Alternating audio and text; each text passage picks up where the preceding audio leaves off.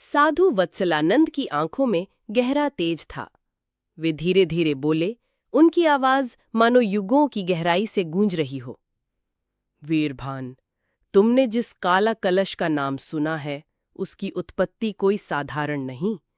ये कथा उन दिनों की है जब देवता और दानवों ने मिलकर समुद्र मंथन किया था। उस मंथन से अनगिनत रत्न, औषधियां और अद्भुत शक्तियां प्रकट हुईं।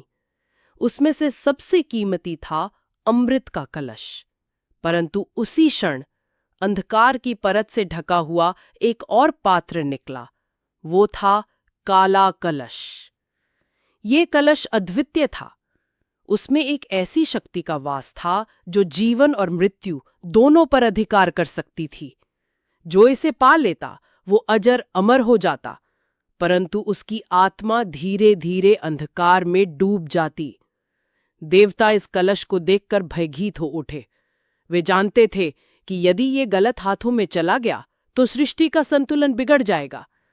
इसलिए उन्होंने गुप्त मंत्रों से इसे एक गहन वन की गहराइयों में छिपा दिया। वो स्थान समय से परे था, जहां न साधारण मानव जा सकता था, न दैत्य। वीरभान ने गहरी सांस लेकर कहा, फिर ये रानी चंद्रलेखा के हाथ कैसे लगा?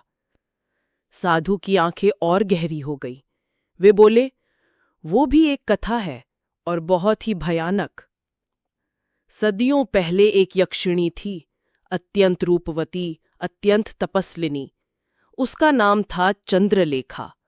उसके सौंदर्य की चर्चा स्वर्ग तक पहुंची थी और उसके तप से देवता भी विचलित हो जाते थे। वो अमरतप की खोज में थी।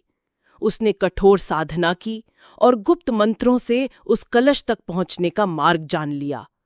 वो वन के भीतर गई और काला कलश प्राप्त कर लिया। जैसे ही उसके हाथ उस कलश को छुए, उसकी आंखों में एक मायावी चमक आ गई। उसकी शक्ति 10 गुना बढ़ गई। अब वो केवल यक्षिणी नहीं रही, वो अर्ध देवी बन गई थी। लेकिन शक्ति के साथ उसका अहंकार भी बढ़ गया। उसने संसार की मासूम कन्याओं को बलि स्वरूप पकड़ना शुरू कर दिया, क्योंकि काला कलश हर 100 वर्षों में 100 कन्याओं की आत्मा मांगता था। यदि ये बलि ना दी जाए तो कलश अपने धारक को ही निगल जाता था। सदियों तक चंद्रलेखा ने कन्याओं की आत्माएं कैद कर रखी थीं। उसकी हवेली में चीखों की गूंज रहती थी। स्वयं देवताओं ने ये अत्याचार देखा और कई बार इसे रोकने का प्रयास किया, परंतु काला कलश की शक्ति उसे अजेय बना चुकी थी। आखिरकार महादेव स्वयं प्रकट हुए। उन्होंने अपने त्रिशूल की ज्वाला से चंद्रलेखा का मार्ग रोका। महादेव ने कहा, चंद्रलेखा, तूने शक्ति का दुरुपयोग किया है। अब तुझे अमरता का शाप भोगना होगा। तू न मरेगी न जिएगी। तू भटकेगी युगों युगों तक। कभी किसी राजा को मोहित करेगी, कभी किसी साधु को, परंतु जो भी तुझे अपनाएगा उसी का राज्य विनाश को प्राप्त होगा। शिव के वचनों से चंद्रलेखा की आंखों से अग्नि बरसी। वो चीखी, मैं कभी हारूंगी नहीं। जब तक काला कलश मेरे पास है, कोई मुझे परास्त नहीं कर सकेगा। उस दिन से चंद्रलेखा भटकती रही, कभी रानी के रूप में, कभी साध्वी के रूप में, और आज वही चंद्रलेखा तुम्हारे महल में रानी के रूप में है। साधु की वाणी सुनकर वीरभान की रगों में खून जैसे ठंडा पड़ गया। उसने कांपते हुए कहा, गुरुदेव, तो युवराज आर्यमान जिस मुसीबत में फंसे हैं, उसका कारण ये अभिशप्त चंद्रलेखा है। क्या कोई उपाय नहीं कि मैं उन्हें छुड़ा सकूं? साधु ने गंभीर स्वर में कहा, उपाय है, पर कठिन है। तुम्हें रानी से नहीं लड़ना। तुम्हारा कार्य केवल इतना है कि तुम युवराज को बचाकर इस षड्यंत्र का उजागर करो। काला कलश का नाश तुम्हारे बस का नहीं वीरभान। वो कार्य किसी और के लिए है। तुम्हारी नियति केवल अपने मित्र को मुक्त करने में है। वीरभान ने दृढ़ता से कहा, गुरुदेव, मैं चाहे असफल हो जाऊं, पर प्रयास जरूर करूंगा।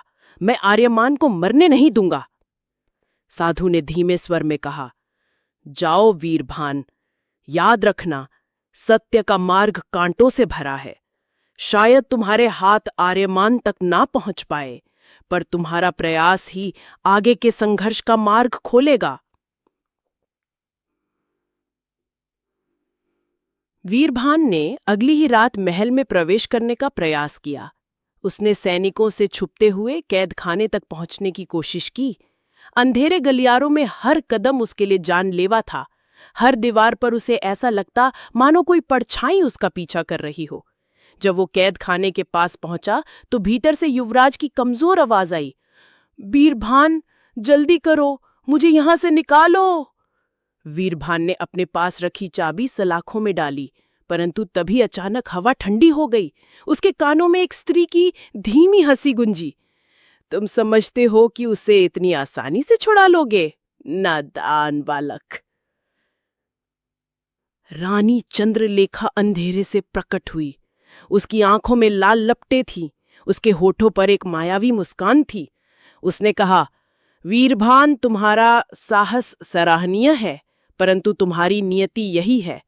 तुम देखोगे, सुनोगे, पर कभी अपने मित्र को छुड़ा नहीं पाओगे। वीरभान ने तलवार खींची, पर उसके उठाते ही तलवार की धार काले धुएं में बदल गई। उसके हाथ कांप गए। सैनिकों ने पीछे से आकर उसे पकड़ लिया। रानी ने उसकी आंखों में झांक कर कहा, तुम्हारी वफादारी प्रशंसनीय है, पर व्यर्थ। युवराज तुम्हारे सामने तड़पेंगे और तुम कुछ नहीं कर पाओगे। वीरभान को घसीटकर बाहर फेंक दिया गया। उसका दिल टूट चुका था। उसकी आंखों से आंसू बह रहे थे। वो जानता था साधु सही थे। उसका प्रयास ही संघर्ष का मार्ग खोलेगा, पर आर्यमान को अभी बचाना उसके वश में नहीं था। अगर आपको ये कहानी पसंद आए तो अपने सुझाव और विचार कमेंट में ज़रूर लिखें। आपके विचार हमें आगे की कहानी लिखने की प्रेरणा देंगे। आपका अपना चैनल वीपी टाइगर एफएम को लाइक और सब्सक्राइब करना ना भूलें। नई कहानियों की अपडेट पाने के लिए बेल आइकन ज़रूर दबाएं।